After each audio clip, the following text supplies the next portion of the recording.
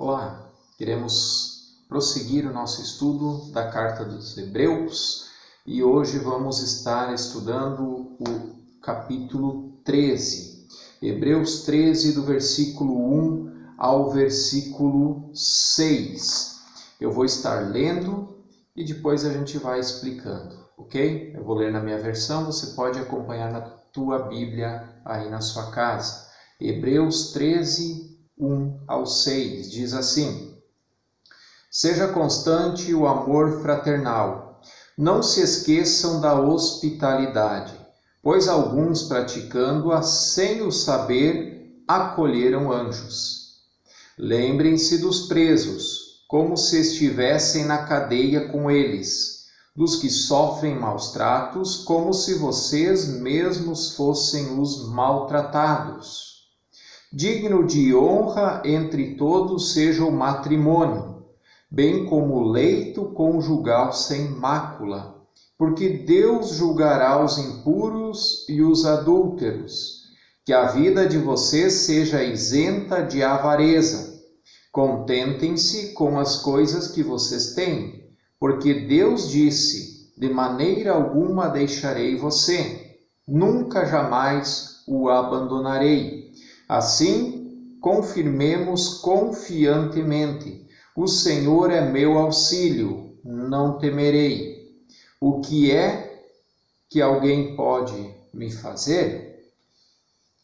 Até aqui a leitura, e nós queremos tirar então algumas lições práticas e entender melhor o que a Bíblia está falando nesse momento.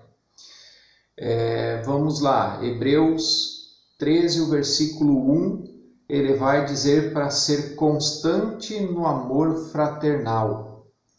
E o que é ser constante? Constante é permanente, né? Que se repete incessantemente, né? Sempre, sempre, sempre, não parar, né? E também quer dizer não variar, não se alterar, não ser inalterável, né? Ou seja, ser constante é ser sempre sem parar, mas sempre a mesma coisa, não alterar. Se você alterar, não é mais constante, ele ficou inconstante, porque até o momento foi uma coisa e a partir daquele momento foi outra, né? E amor fraternal, o que é amor fraternal, né? É um sentimento de carinho, é um sentimento de amizade, de amigos, entre amigos, né? É uma dedicação ou um interesse na figura do outro, né? Então, ser constante no amor fraternal é você sempre, sem parar, sem alterar esse amor, você amar os outros, né? Com esse amor fraternal, com esse sentimento de dedicação, quer dizer, se importar com a figura do outro ou olhar para o outro, né? Por algumas ocasiões a Bíblia narra que Jesus olhou para a multidão e teve compaixão dela. E é mais ou menos isso, é você olhar para os outros incessantemente, né? Ou seja, constantemente você está olhando para os outros, né? Com esse amor fraternal. Olha só, seja constante o amor fraternal. E ele não diz com quem. Ele não está dizendo que é com os amigos, também não está dizendo que é só com colegas, só com os familiares, mas é com todos, né? Até com aquela pessoa que você nunca viu antes. Você tem que ter esse amor fraternal por ela. Também pelo inimigo, né? A Bíblia orienta para até inclusive orar pelo inimigo, né? Mas como assim orar pelo inimigo? A pessoa me prejudicou, eu tenho que orar por ela? Sim, ore para que Deus transforme o coração dela, para que se ela ouvir a voz de Deus, se Deus atender a tua oração, né? E tocar no coração dessa pessoa, ao invés de um inimigo, você ganha um amigo. Ore pelas pessoas, ore por aqueles que te perseguem, ore pelos inimigos. A palavra de Deus vai dizer, Sermão do Monte, né? Jesus falando, né? Versículo 2. Não se esqueçam da hospitalidade, pois alguns, praticando-a sem o saber, acolheram anjos, né? Então aqui está dizendo para ser hospitaleiros, né? E este é um dos dons do Espírito Santo. O Espírito Santo dá a algumas pessoas o dom da hospitalidade, né? E aquele que não recebe este dom da hospitalidade deve exercê-lo da mesma forma, sendo hospitaleiro, né? Romanos 12:13 vai falar isso, 1 Pedro 4:9 também vai dizer para que sejamos hospitaleiros, né? E o que é ser hospitaleiro? É aquela pessoa que, quando você vai visitar ela te acolhe bem, ela te recebe bem, né? Aqui no sul a gente recebe com chimarrão, né? Então isso é ser hospitaleiro, né? O contrário disso é quando você chega numa casa e não é bem recebida, né? Então a palavra diz aqui para ser hospitaleiro e diz que dessa forma alguns acolheram anjos sem saber. E aqui ele está falando do livro de Gênesis 18, do 1 em diante, vai contar essa história quando Abraão acolheu anjos em sua tenda, né? Preparou um banquete para eles, foi hospitaleiro, e eram duas figuras de homens, né? Eram pessoas, né? Como pessoas, mas na verdade eles eram anjos, né? Então a Bíblia diz para ser hospitaleiro com todos também, né? Aqui também não diz com um ou com outro, né? Não faz distinção. Diz para ser, não se esqueçam da hospitalidade, né? Ou seja, hospitaleiro para com todos. Versículo 3. Lembrem-se dos presos como se estivessem na cadeia com eles, dos que sofrem maus tratos como se vocês mesmos fossem os maltratados, né? Então aqui é lembrar dos presos, né? Como se a gente estivesse na cadeia com eles, né? E o que nós podemos fazer com os presos? Primeiro, orar por eles. Ore para que Deus mande uma pessoa, alguém, para falar do amor de Deus, para falar da palavra de Deus que transforma vidas, né? Para que aquele preso que hoje está na cadeia, talvez amanhã saia em liberdade com a vida transformada. Entrou lá talvez um traficante, um bandido, um assassino, mas vai sair de lá um filho de Deus regenerado, sem pecado, pronto para uma vida sem pecado, uma nova vida, né? E uma nova chance. Deus dá uma nova chance para aquele que quer, né? Então, o que nós devemos fazer? Primeiro, orar por eles. Ore por eles. Segundo, você pode visitar também, né? Não sei se você já teve experiência de entrar num presídio, eu já estive dentro de presídios, né? Então, você pode visitar. Lembra que Jesus vai dizer, quando estive preso, foste me visitar? E aí as pessoas vão dizer, quando? E aí ele vai dizer, quando fizeste a um dos pequeninos, a mim fizeste, né? Então, nós também podemos fazer isso, né?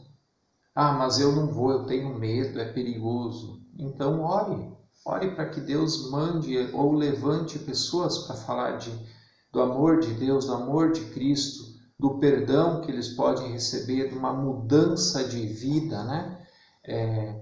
E aí você pode dizer assim, mas será que um preso, um assassino, um estuprador, alguém assim pode mudar de vida? Nós temos um grande exemplo bíblico dessa mudança. Paulo, que antes era Saulo, ele perseguia a igreja, perseguia os cristãos, levava cativo para Roma para serem mortos, né? E aí ele teve um encontro genuíno com Jesus, literalmente cai aos pés de Cristo, e ali ele tem uma mudança de vida, e de perseguidor da igreja agora ele é um pregador do evangelho, né? Antes ele levava o povo preso para Roma para morrer, né, os cristãos. Agora ele liberta os presos do pecado para receber o perdão de Jesus, né? E foi o maior plantador de igreja, missionário da época, né? Só ler o livro de Atos vai falar as viagens que ele fez e tudo aquilo que ele fez para o reino de Deus, né? Então aqui é um belo exemplo bíblico de uma mudança radical, né? De perseguidor até a perseguido, né? Porque ele passou a ser cristão.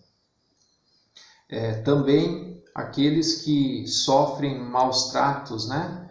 Que a gente possa lembrar deles como se fossem nós, né? Isso é ter empatia, né? Quando a gente vê uma notícia na TV, né? Orar por aquelas pessoas que estão sofrendo maltratos, né? Ou que sofreram, para que Deus amenize o impacto emocional, o impacto que a pessoa pode ter recebido com aquilo, né? Um impacto psicológico, que isso fica, né? Nós podemos e nós temos esse poder da oração que Deus nos deu, né? Se colocar no lugar da pessoa, ter essa empatia, né? E orar por elas como se fosse com nós mesmos, né? Se nós estivéssemos no lugar de alguém assim, pelo menos eu gostaria de saber que tinha alguém orando por mim, né? Que tinha alguém se importando comigo. É nosso dever também, ok? Versículo 4. Digno de honra entre todos seja o matrimônio, bem como o leito conjugal sem mácula, porque Deus julgará os impuros e adúlteros. E aqui a gente tem que fazer alguns pontos para a gente entender, né? Primeiro diz que o matrimônio é digno de honra, né? E o que é o matrimônio? O matrimônio é o casamento. E hoje a gente vê tantas pessoas não se importando com isso, né? Dizendo assim, eu não vou casar. Casar para quê, né? A gente já vive junto, não precisa, né? Mas a Bíblia diz aqui, a palavra de Deus diz que é digno de honra o casamento, o matrimônio, né? Então é uma orientação que a Bíblia dá, né? Se você ainda não é casado, a Bíblia está dizendo para você casar. Por quê? Agora vem os outros pontos, né? O porquê que é tão importante o matrimônio ou o casamento. Porque vai dizer que também é digno de honra entre todos seja o matrimônio, bem como, ou seja, da mesma forma, seja digno o leito conjugal sem mácula. E o que é o leito conjugal sem mácula? O leito conjugal nada mais é do que a cama do casal, né? E a mácula é o pecado, né? Então é digno de honra o casamento e também a cama do casal que não tem pecado. E nós temos que entender como que pode ter pecado na cama do casal, né? E aí vem mais outra parte do versículo dizendo, porque Deus julgará os impuros e os adúlteros. E aqui vem a grande questão. O leito conjugal sem mácula é aquele leito conjugal que não tem adultério. Como que se pratica um adultério? Nós temos que entender, existem várias formas que a Bíblia condena como adultério.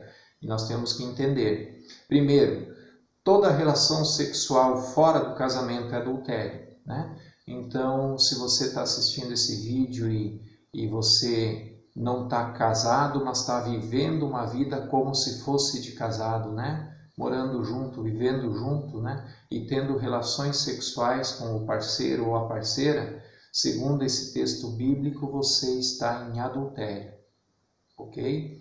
Outra forma de adultério é sexo fora do casamento, quando está casado e tem sexo ou relação sexual fora do casamento, né? O homem com outra mulher, a mulher com outro homem, né? Isso são práticas ilícitas, né? Segundo a Bíblia. E isso traz, então, mácula, ou seja, pecado para o leito conjugal. Outra forma de adultério. Jesus vai falar que se o homem olhar para uma mulher com uma intenção sexual, no seu coração já é réu de adultério. Por quê? Porque já pensou nisso, né? Então nós temos que primeiramente limpar a nossa mente, né? E não pecar. Se pecar, peça perdão. Jesus perdoa, né? Jesus perdoa. Ele é o nosso advogado, como nós já estudamos em Hebreu, ele foi a propiciação, ele foi o sacrifício que nos perdoa e tira todo o pecado. É só nós chegarmos até ele, né? A esse sumo sacerdote, né? O grande sumo sacerdote. Então isto tudo pode trazer uma consequência muito grave. Por quê? Porque Deus julgará os impuros, aqueles que não são puros, certo? E os adúlteros. E tem um texto de 1 Coríntios 6, 9 e 10 que eu quero ler, e que é muito sério. Aqui ele traz uma lista de pessoas que não vão entrar no céu. 1 Coríntios 6, 9 e 10 diz assim: Não sabeis que os injustos não hão de herdar o reino de Deus? Não erreis, nem os devassos, nem os idólatras, nem os adúlteros, nem os afeminados, nem os sodomitas, nem os ladrões, nem os avarentos, nem os bêbados, nem os maldizentes, nem os roubadores entrarão no reino de Deus. E aqui tem uma grande lista que não precisa de muita explicação, né? Eu quero só fixar no que está no texto, né? Que é a questão dos adúlteros, né? E aqui vai falar também os afeminados e os sodomitas. O que é os afeminados e sodomitas? É os homossexuais, né? Então também toda relação homossexual traz uma condenação porque traz mácula ao leito, ok? E Deus julgará, segundo a Bíblia. Não sou eu que estou falando, eu estou explicando aquilo que a própria palavra de Deus diz, né? E o que a palavra de Deus diz que é pecado, né? E não é nenhum pecado mais grave, o adultério não é um pecado mais grave como roubar, como os idólatras, como a avareza, como diz aqui os bêbados, né? Os maldizentes, os roubadores, né? Os devassos, os injustos, todos esses estão na mesma linha, na mesma lista. Ou seja, todo aquele que comete pecado, está sempre pecando, este não vai herdar o reino dos céus, né? Aquele que se arrepende, pede perdão e muda de vida, este herdará o reino de Deus, este herdará os céus. É o que a palavra de Deus nos garante, nos afirma. Versículo 5. Que a vida de vocês seja isenta de avareza e contentam-se com as coisas que vocês têm, porque Deus disse: de maneira alguma deixarei você, nunca jamais o abandonarei, né? E o que é ser isento de avareza, né? É não ter amor ao dinheiro. 1 Timóteo 6,10 vai dizer que a raiz de todos os males é o amor ao dinheiro, né? Ser apegado ao dinheiro, querer o dinheiro de todo custo, né? Isso é avareza. Mas a avareza também é não ser generoso, é ser mesquinho, sovina, o mão de vaca, como a gente diz, né? Não ajudar o próximo, não contribuir com nada, não ajudar o necessitado. Isso também é avareza. E nós lemos aqui em 1 Coríntios 6, né? Capítulo 6, versículos 9 e 10, naquela lista diz que os avarentos também não vão herdar o reino dos céus, né? E Mateus 6, no Sermão do Monte, vai dizer para a gente buscar os tesouros do céu e não da terra, né? O dinheiro em si ele não é ruim, ele não é mau, ele é neutro, porque com o dinheiro a gente pode fazer tanto o bem como praticar o mal com ele, né? O problema é o amor ao dinheiro, como 1 Timóteo 6,10 vai falar, né? Então nós devemos não ter esse amor, não ser apegado ao dinheiro e ser generosos, né? E saber contribuir com os outros também, ajudar os outros na necessidade dos outros, né? Se contentar com o que tem, diz aqui, né? Contentem-se com as coisas que vocês têm. Eu tenho um Fusquinha, não é aquele carro que eu quero, não é aquela caminhonete, né? Não é Contenta-se com o que você tem. Talvez o outro está olhando e está dizendo assim, se eu tivesse um Fusquinha, eu só tenho essa bicicleta aqui. E talvez o outro está olhando, está de a pé e está dizendo assim, bah, se eu tivesse essa bicicleta, mas eu só tenho as pernas para andar, né? Estou sempre para cima e para baixo caminhando. E talvez o outro está olhando para você e está dizendo assim, quem me dera ter as duas pernas, eu só tenho essa cadeira de rodas, né? Então, às vezes, a gente é muito mal agradecido desde as pequenas coisas que Deus nos dá, que a gente tem, né? E a verdade é que se a gente não for fiel no pouco, Deus não vai dar muito, Deus não vai abençoar. Se a gente não for agradecido nas pequenas coisas, no pouco que a gente tem, Deus não vai dar as coisas maiores que a gente sonha, ok? Então, a gente tem que se contentar com aquilo que a gente tem, ser agradecido por aquilo, né? E aí vai dizer assim, sejam agradecidos com as coisas que vocês têm, né? Contentem-se com as coisas que vocês têm, porque Deus disse, de maneira alguma deixarei você, nunca jamais o abandonarei. E aqui está um grande segredo, se Deus não me der mais nada, eu já devo ser agradecido, porque eu já tenho a presença dele constantemente, aonde que ele disse que de maneira alguma iria me deixar e nunca iria me abandonar. E isso é a maior riqueza que uma pessoa pode ter, a presença de Deus na sua vida no dia a dia, né? Muito mais do que, isso é muito mais precioso do que muito tesouro, né? Muito ouro, prata ou aquilo que o dinheiro pode comprar, né? O próprio dinheiro, né?